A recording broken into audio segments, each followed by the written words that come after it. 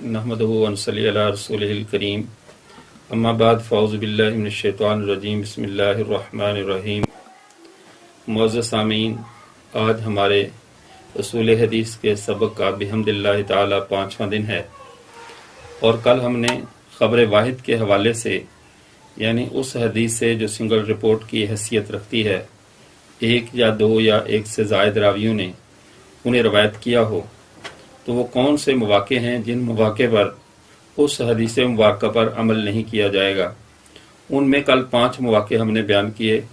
کہ اگر وہ خبر واحد مثال کے طور پہ کتاب اللہ کے خلاف آ جائے، سنت ثابتہ معروفہ کے خلاف ہو، اجماع امت کے خلاف ہو، اسی طرح وہ خبر متواتر کے خلاف ہو، یا مثال کے طور پر موجبات عقلیہ کے خلاف ہو، قواعد کلیہ اور موجبات عقلیہ وغیرہ کے، تو وہ روایت قابل قبول نہیں ہوگی، اس پر عمل نہیں کیا جائے گا۔ آج ہم دوسری بات شروع کر رہے ہیں اسی کے اگلے 5 اصول، 5 قواعد خبر واحد کو لینے اور نہ لینے کے اعتبار سے۔ چھٹا قاعدہ اس میں یہ ہے کہ وہ خبر واحد عموم بلوا کے متعلق نہ ہو، یعنی جس میں لوگوں کا عام ابتلا پایا جاتا ہو، لوگوں کی عام مشغولیت ہو، اور اس میں ایسی خبر واحد لائی جائے کہ اگر وہ بات ٹھیک ہوتی تو یقیناً بہت سے لوگوں کو معلوم ہوتی، اور لوگوں کا اس کے بارے میں لا علم ہونا اس بات کی دلیل ہے کہ اس خبر واحد یا تو منسوخ ہے یا اس کی قانونی حیثیت وہ نہیں ہے کہ اس کے مقابلے میں ہم عموم بلوا کو چھوڑ سکیں۔ اس کے بارے میں بحر الرائق میں ایک اصول لکھا، وہ فرماتے ہیں خبر الواحد اذا ورد فیما تعم به البلوى لا يقبل اذ لو كان صحیحا۔ خبر واحد جب عموم بلوا کے متعلق آ جائے تو پھر وہ اسے قبول نہیں کیا جائے گا اگرچہ وہ صحیح بھی ہو، کیونکہ اگر وہ صحیح ہوتی تو عموم بلوا کے باعث وہ مشہور ہوتی۔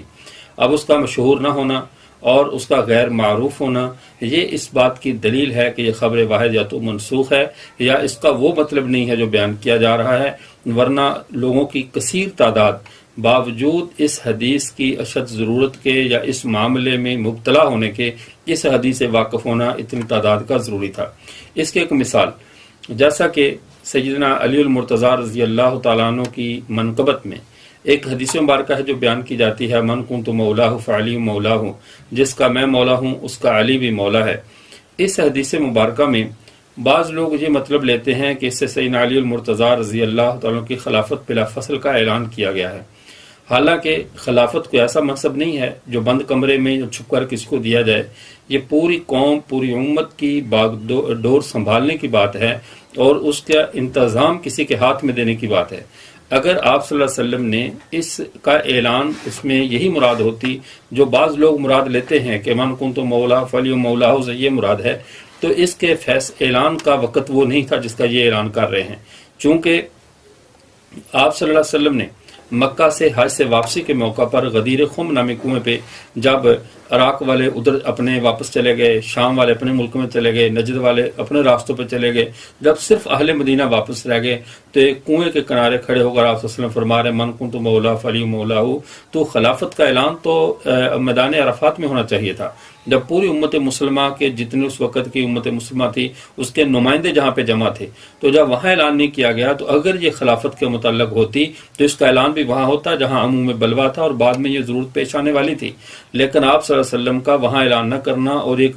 چھوٹے سے حوض کے پاس آ کر، کنویں کے پاس آ کر جبکہ واپسی پر آ رہے ہیں اور صرف مدینہ کے لوگ ہیں، ان کے سامنے یہ کہنا من کنت مولا فلی مولا ہوں، پھر اس کا وہ مطلب نہیں ہے جو وہ بیان کرتے ہیں، بس اس کا پھر یہی مطلب ہے کہ جو مجھے دوست رکھتا ہے وہ علی کو بھی دوست رکھے، جو مجھ سے محبت کرتا ہے وہ علی سے محبت کرے۔ تو یہ مطلب ہے اس حدیث مبارکہ کا۔ اور دوسری بات، چونکہ جو بات خلاف فطرت ہو اس میں تضاد بہت زیادہ ہوتا ہے۔ خلاف فطرت بات میں حقیقت سے بہت ساری بات ہٹ کر ہوتی ہے، جیسے مثال کے طور پر جس میں خلاف فطرت بات ہو، خلاف حقیقت ہو، اس میں تضادات کیسے ہوتے ہیں۔ ایک طرف تو یہ اعلان اس حدیث کو اس معاملے میں مشہور کیا جاتا ہے کہ اس حدیث میں سیدنا علی المرتضیٰ رضی اللہ عنہ کی خلافت کا اعلان ہوا ہے، خلافت کے بارے میں اعلان کیا گیا، اور دوسری طرف یہی دوست یہ کہتے ہیں کہ جب آپ صلی اللہ علیہ وسلم نے جو کل محمد عقیل صاحب نے ایک سوال بھی پوچھا تھا کہ حضرت عمر رضی اللہ عنہ کے اسم قول حسبنا کتاب اللہ کے بارے میں، تو کہتے ہیں اس میں حضرت نبی کریم صلی اللہ علیہ وسلم حضرت علی رضی اللہ عنہ کی خلافت لکھ کر دینے لگے تھے اور حضرت عمر رضی اللہ عنہ نے منع کر دیا۔ اب سوال یہ پیدا ہوتا ہے، اگر اس کا اعلان غدیر خم پہ ہو گیا تھا تو اب لکھ کر دینے کی کیوں ضرورت پیش آ گئی؟ اور اگر اب اعلان ہو رہا ہے، اب لکھنے کر دی جانے لگی ہے، تو اب پھر غدیر خم والی بات غلط ہے، اس سے یہ مراد نہیں تھی۔ ایک چیز اعلان ہونے کے بعد 3 ماہ 2.5-3 ماہ بعد لکھ کر دینے کی کیوں ضرورت پیش آئی؟ اور دوسری بات ہے، اس میں خیر جتنے بھی تفصیلات میں جائیں، بہت زیادہ اس کے اندر بہت کچھ کہنے کو باقی ہے، بہت کچھ کہا جا سکتا ہے کہنے کو۔ تو یہ جو غدیر، اور دوسری بات یہ ہے، نہ آپ صلی اللہ علیہ وسلم نے تو نہیں بتایا کہ میں کیا لکھ کر دینے والا ہوں، وہ آپ صلی اللہ علیہ وسلم کا راز رہا کہ آپ صلی اللہ علیہ وسلم کیا لکھ کر دینے والے ہیں، نہ کسی صحابی نے کہا کہ یہ لکھ کر دینے والے تھے۔ اب کوئی کئی 100 سال بعد اٹھ کر کہے کہ نہیں اس سے یہ لکھنا چاہتے تھے، جس کے اپنے ذہن کی اختراع ہو سکتی ہے، یہ رسول اللہ صلی اللہ علیہ وسلم کا یا صحابہ کا کسی کا بھی یہ موقف نہیں ہو سکتا جو یہ اپنے ذہن سے کو گھڑ کر ان کی طرف منسوب کر دے۔ تو اب خلافت کا مسئلہ یہ عموم بلوا ہے، پوری قوم اس میں یعنی اس کو مبتلا ہونا تھا، پوری قوم نے اس معاملے کو سمجھنا تھا اور قوم کو ساتھ لے کر چلنے والی بات تھی۔ تو اس سے ایک ایسی روایت کی بنیاد پہ خلافت ثابت نہیں کی جا سکتی کہ جس کو سننے والے لوگ بھی تھوڑے ہوں، اور تمام مکہ میدان عرفات جیسی اہم ترین جگہ کو چھوڑ کر، جب تمام امت مسلمہ پورے ملکوں کے وفود موجود تھے، سب کو چھوڑ کر ایک واپسی کے ایک راستے میں چھوٹی سی صحابہ کے آپس کے تنازع کی چھوٹا سا جو تنازع کی شکل بن گئی، اس کے موقع پہ یہ کہنا اس سے ثابت ہوا، اس سے وہ مراد نہیں ہے جو لوگ لیتے ہیں۔ اب اس خبر واحد کا وہ معنی مراد نہیں ہوگا جو عموم بلوا کے خلاف ہے۔ یہ تھا چھٹا اصول۔ اب آئیے 7ویں اصول کی طرف۔ 7واں اصول یہ ہے کہ راوی کو جو حدیث بیان کر رہا ہے وقت سماع سے لے کر آگے بیان کرنے تک حدیث مکمل یاد ہو، درمیان میں اس پر کوئی ایسا دور نہ گزرا ہو کہ جس میں وہ اختلاط کا شکار ہوا ہو، جس میں وہ بھول گیا ہو، یا اس کے اندر اس کو بالکل وہ حدیث یاد نہ رہی ہو، تو اس کو وقت سماع سے لے کر آگے ادا کرنے تک، خود پڑھنے سے لے کر آگے پڑھانے تک حدیث من و ان یاد ہو۔ امام اعظم ابو حنیفہ رحمۃ اللہ علیہ فرماتے ہیں لا ينبغي للرجل ان يحدث من الحديث الا ما يحفظه من يوم سمعه الى يوم يحدث به۔ تو کہتے ہیں کہ آدمی کے لیے ضروری ہے کہ جب اس دن حدیث کو سنے، اس دن سے لے کر جس دن آگے بیان کرنے لگے، اس کے اندر اس دن تک اسے حدیث بالکل منوان یاد ہو۔ تو یہ حفظ کا اعلیٰ ترین درجہ ہے، اور اتنا اعلیٰ ترین درجہ ہے کہ بہت سارے محدثین حضرات بھی اس شرط کو جو امام اعظم ابو حنیفہ رحمہ اللہ نے حدیث کے معاملے میں لگائی ہے، اسے بہت سخت شرط کہتے ہیں۔ حتیٰ کہ علامہ سیوطی رحمۃ اللہ علیہ نے تو اس کو متشددین کا مذہب قرار دیتے ہوئے کہا کہ یہ کہنا کہ حدیث وقت سماع سے لے کر وقت ادا تک، سننے والے دن سے لے کر سنانے والے دن تک من عن حدیث یاد ہو، تو یہ کہنا، وہ کہتے ہیں ھذا مذہب شدید وقد استقر العمل ولا خلاف ہی، وہ کہتے ہیں یہ مذہب بڑا شدید ہے، بہت متشدد مذہب ہے، حدیث کے معاملے میں بڑا سختی کا مذہب ہے، وقد استقر العمل ولا خلاف ہی، اور عمل اس کے خلاف پہ ہے۔ کیوں؟ وہ کہتے ہیں عمل اس کے خلاف کیوں کرے؟ اگر اس شرط پر ہم حدیث کو پرکھیں تو بخاری مسلم جو صحیحین ہیں، یہ آدھی بھی باقی نہیں بچیں گی، آدھی روایات اس کی اس سخت شرط پر پوری نہیں اترتی۔ تو اسی وجہ سے جو یہ حفظ کی شرط ہے، وہ امام اعظم ابو حنیفہ رحمہ اللہ اور بعض دیگر محدثین بھی امام صاحب کے ساتھ ہیں، ان کے ہاں یہ حدیث کی شرط بہت سخت ہے۔ اب حفظ کس کو کہتے ہیں؟ اس کے بارے میں یہاں پہ 2 چیزیں ذہن میں رکھیے روایت حدیث کے معاملے میں، ایک ہے عزیمت اور ایک ہے رخصت۔ عزیمت یہ ہے کہ حدیث میں نوان ایسے یاد ہو جیسے امام اعظم ابو حنیفہ رحمہ اللہ نے بیان کیا کہ وقت سماع سے لے کر وقت ادا تک اس کو حدیث میں نوان یاد ہو، اس کو کسی سے لقمہ نہ لینا پڑے، اس کو یاد دہانی نہ کروانی پڑے، تلقین نہ کرنی پڑے، تو تلقین ایسا معاملہ نہ ہو بالکل۔ تو اب جو بعض محدث جو اس دور کی بات ہے، تو یہ بطور یعنی حیرت کے یہ جو تلقین قبول کرنے والا ہمارے عصر حاضر کے بہت بڑے ہمارے استاد ہیں، دادا استاد ہیں، حضرت شیخ عبدالحلیم چشتی صاحب دامت فیضہم، جو کہ حضرت حسین احمد مدنی رحمۃ اللہ علیہ کے شاگرد ہیں، ان کا ایک واقعہ بطور تبرک کے میں سناتا ہوں کہ حضرت بھی تلقین قبول نہیں کرتے، ماشاءاللہ 90 سال سے زائد عمر ہے، لیکن ابھی تک حدیث میں یا کس معاملے میں تلقین کو قبول نہیں کرتے۔ رشین ریاستوں کے سفر کے اوپر جب ہم ترمز میں گئے تو ترمز کے اندر حضرت نے جو حکیم ترمزی ہیں ان واد الرسول والے، ان کے بارے میں جب ان سے اجازت حدیث کا مطالبہ کیا گیا کہ حضرت آپ اجازت دے دیں، تو حضرت نے فرمایا کہ یہ اس درجے کا نہیں ہے کہ اس کی اجازت کو میں آگے بیان کروں، یہ صوفی تھا، ٹھیک ہے محدث تھا، لیکن اتنا سکہ اور پائے کا محدث نہیں کہ اس کی اجازت حدیث میں آگے دوں اور اس کو میں آپ کو آگے پھر کہوں کہ اس کی آگے اجازت دو، تو یہ اجازت کے منصب پر نہیں ہے۔ تو میں نے وہاں عرض کیا، میں نے کہا حضرت استاد جی یہ تو چوتھے درجے کے راوی ہیں، تو آپ نے ان کو اپنی کتاب جو فائدہ جامع ہے اس کے اندر ان کو چوتھے درجے کے روات میں شمار کیا ہے، اور چوتھے درجے کے راویوں تک آپ نے یہ بھی لکھا ہے کہ اس کی یعنی اگر روایت بیان کرنا درست ہے۔ تو حضرت نے فرمایا نہیں، میرے علم میں نہیں ہے، میں تو دیکھوں گا پھر بعد میں۔ تو حضرت نے خیر تلقین کو قبول نہیں کیا۔ تو میں نے جب واپس پاکستان میں آئے، واپس آ کر جب میں نے وہ حضرت کی فائدہ جامع کو دوبارہ دیکھا تو میں غلطی پہ تھا کہ وہاں پر وہ نوادر الرسول کی بات نہیں تھی، جواہر الرسول کی بات تھی، تو میں غلطی سے نوادر الرسول سمجھا۔ پھر میں دوبارہ کراچی میں گیا تو جا کر حضرت سے دوبارہ عرض کیا کہ نہیں، آپ کا موقف ٹھیک تھا، آپ بالکل ٹھیک فرما رہے تھے، وہ چوتھے درجے کا راوی جو ہے وہ جواہر الرسول کے علامہ ابن اسیر الجزری ان کے بارے میں آپ نے لکھا تھا، لیکن یہ نوادر الرسول کے بارے میں نہیں لکھا۔ تو صرف آپ دیکھیں حفظ کی کتنی حدیث کی احتیاط ہے کہ آج یعنی 1500 سال کے عرصہ گزرنے کے باوجود محدثین کم و بیش تو اتنی حدیث میں احتیاط ہے کہ شیخ عبدالحلیم چشتی صاحب دامت فیضهم جیسے ہمارے دادا استاذ وہ بھی حدیث کے اندر تلقین کو قبول نہیں کرتے کسی معاملے میں۔ تو اس دور کے محدثین کیسے تلقین کو قبول کرتے ہیں؟ ان کی سند کیسے سخت نہیں ہوگی؟ ان کی سند اسی اعتبار سے سخت ہے، اتنے وہ پرکھنے کا اصول، ان کا حدیث کو جانچنے کے پیمانے بہت سخت ہے۔ تو امام سرخسی رحمۃ اللہ علیہ نے فرمایا کہ حفظ کی دو ہیں، ایک ہے عزیمت اور ایک ہے رخصت۔ عزیمت تو یہ ہے کہ جس دن سے سنا اس دن سے لے کر جب سنا رہے ہیں اس دن تک ان کو مکمل حدیث یاد ہو، اور رخصت یہ ہے کم از کم اپنی کاپی میں اپنی ڈائری پہ لکھی ہوئی موجود ہو، پھر بھول بھی جائے اگر تو لیکن دیکھنے کے ساتھ ہی یاد آ جائے کہ مجھے یہ بالکل میری حدیث ہے، میں نے فلاں موقع پہ سنی تھی، اس وقت کہہ رہے اس کے لیے بھی بیان کرنا جائز ہے، لیکن یہ رخصت ہے۔ اگر اپنا لکھا ہوا دے کر بھی یاد نہیں آتا تو فرماتے پھر اس کو حدیث کا بیان کرنا چاہیے، درست نہیں ہے۔ تو یہ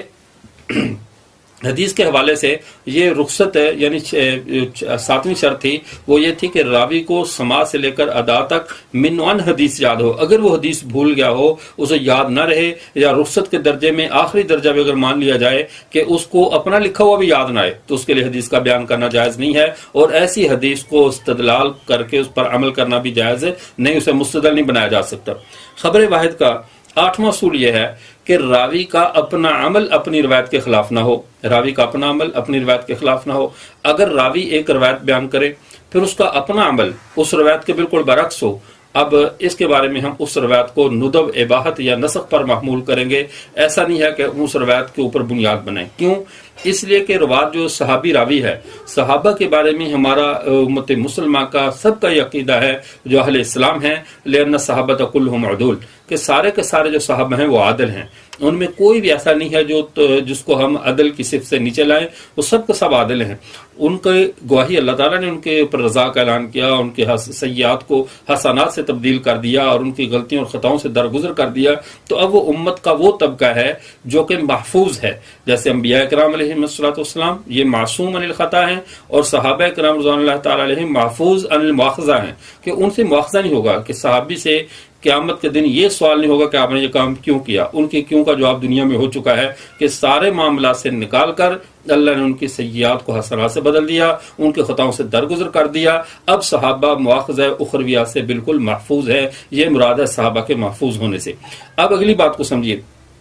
اب صحابہ کرام میں بعض صحابہ نے ایک روایت بیان کی، پھر اسی صحابی کا ہم نے دوسرا عمل دیکھا تو اپنی ہی روایت کے خلاف نظر آ رہا ہے، تو اب ہم اس کو کس پر محمول کریں گے؟ اس کے بارے میں شیخ علی بن زکریا بن بجی رحمہ اللہ اپنی کتاب اللباب فی جمع بین السنۃ والکتاب اس میں ارشاد فرماتے ہیں کہ الراوی متى عمل بخلاف روایتہ کان عملہ دلیلا علی نسخ، وہ کہتے اگر راوی کا اپنا عمل اپنی روایت کے خلاف آ جائے تو اس بات کی دلیل ہے کہ یہ روایت منسوخ ہے۔ کیوں؟ والحدیث و تخصیص ہو یا تخصیصی، یا یہ روایت تخصیص پر معمول ہے۔ لأن صحابی لا يجوز ان يتعمد مخالفت النبی صلی اللہ علیہ وسلم، اس لیے صحابی قصداً نبی کریم صلی اللہ علیہ وسلم کی مخالفت نہیں کر سکتا۔ ایک تو کسی اور کی روایت ہو سکتا ہے استغنا پہنچی ہوئی ہے اور مسئلہ ہے، خود اپنی روایت بیان کرے اور کہے رسول اللہ صلی اللہ علیہ وسلم نے یہ کام کیا اور کہے رسول اللہ صلی اللہ علیہ وسلم نے یہ ارشاد فرمایا، اور خود اپنا عمل اس کے خلاف کرے، تو یہ کیسے ممکن ہے؟ وہ تو صحابہ کے بارے میں امت کی سوچ بھی نہیں سکتی کہ رسول اللہ صلی اللہ علیہ وسلم کی کسی بات کو خود بیان کریں اور پھر اس کے خلاف عمل کریں، ایسا ناممکن ہے۔ لہٰذا ہم اس کو محمول کریں گے کہ اس روایت کی تخصیص صحابی کے علم میں ہوگی، یا اس کا منسوخ ہونا صحابی کے علم میں ہوگا، یا یہ روایت محض ندب اور اباحت پر محمول ہوگی۔ اب اس کو ہم بنیاد بنا کر اس کے اوپر کسی فقہی شرعی حکم کی بنیاد نہیں رکھ سکتے جب تک اس کی یعنی علت موجود ہے، اور وہ علت صحابی کا اپنا عمل ہے جو اس روایت کے خلاف ہوں۔ اس کی ایک مثال،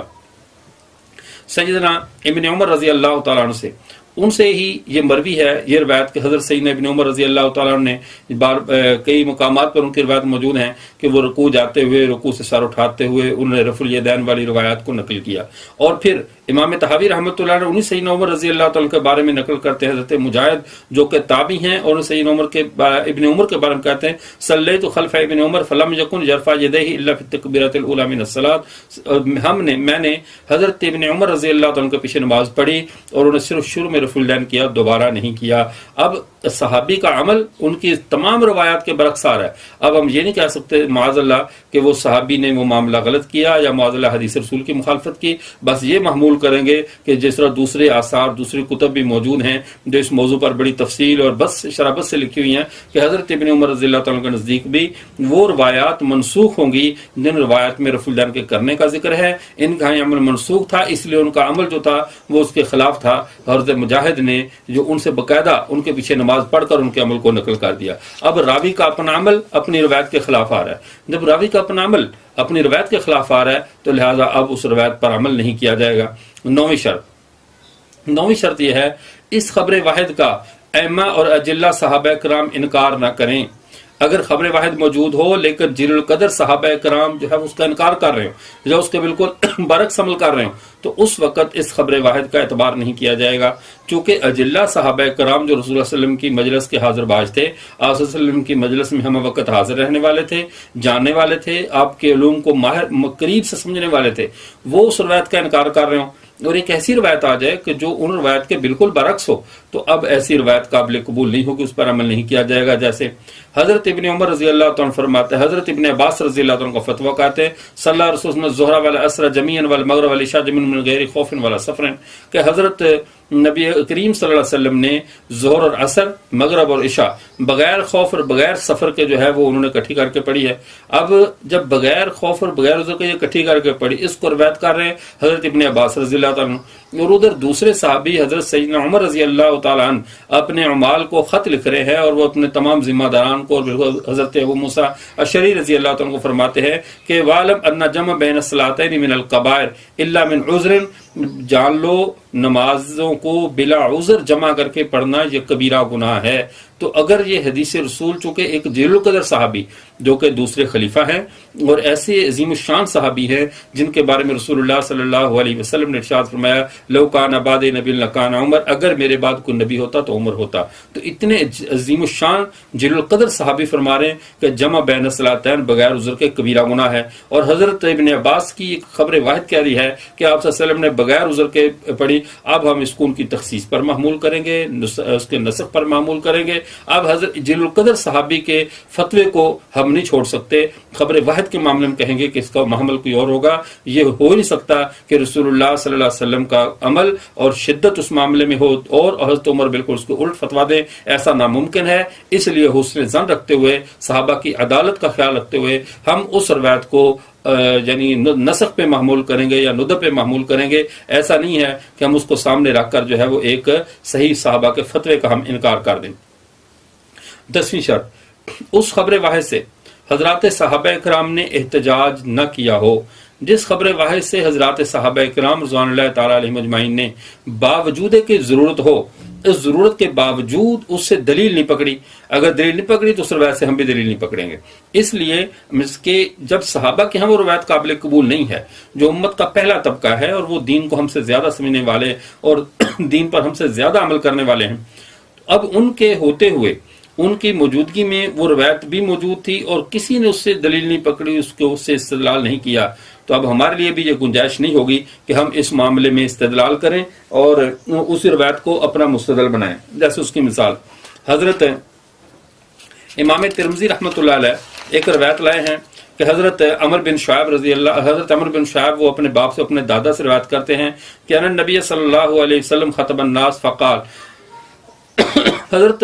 نبی کریم صلی اللہ علیہ وسلم لوگوں کو خطبہ دیا اور کہا کہ من ولی یتیما لہ مال فلیتجر فیہ ولا یترکہ حتی تأکلہ الصدقہ، فرمایا جو بھی تم کسی یتیم کے مال کا متولی بنایا جائے، کسی کے پاس کسی یتیم کا مال بطور امانت کے پڑا ہو تو اس مال کو تجارت میں لگائے، کیوں ہو سکتا ہے کہ یہ نہ ہو کہ اس کے صدقہ اور زکوٰۃ نکل کر اس بیچارے کا مال ختم ہو جائے، جب وہ بالغ ہو تو مال زکوٰۃ کھا چکی ہو، ایسا نہ ہو، عشر وغیرہ ختم کر دے مال کو، ایسا نہ اس کے مال سے تجارت میں لگائے۔ اب یہاں پہ بعض صحابہ کرام رضوان اللہ تعالیٰ علیہم اجمعین کا موقف یہ تھا کہ یتیم کے مال پہ زکوٰۃ نہیں ہے۔ بعض کا موقف تھا حضرت عباس رضی اللہ تعالیٰ، حضرت عمر رضی اللہ تعالیٰ کا، ابن عباس حضرت عمر کا، کہ یتیم کے مال پہ جو ہے وہ زکوٰۃ کا جو ہے نہیں وہ واجب نہیں ہے، اور بعض صحابہ کا تھا کہ واجب ہے۔